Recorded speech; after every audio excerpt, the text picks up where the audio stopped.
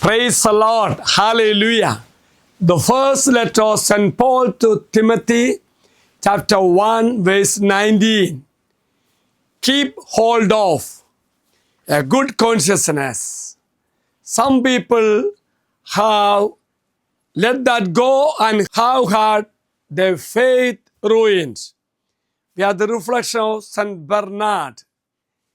A good consciousness is a treasury of riches. Indeed, what greater riches can there be, or what can be sweeter than a good consciousness? Dear friends, this verse is a call for believers to hold firm to their faith in Christ and maintain a good consciousness, which is essential for spiritual warfare and effective Christian living.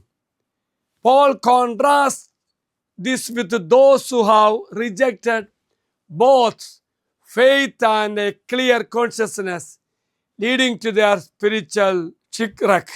So let us pray. All-knowing God, let me able to stand in your presence with a good consciousness. Help me to avoid anything that would sully my consciousness and do all I can to remain, to unite with you.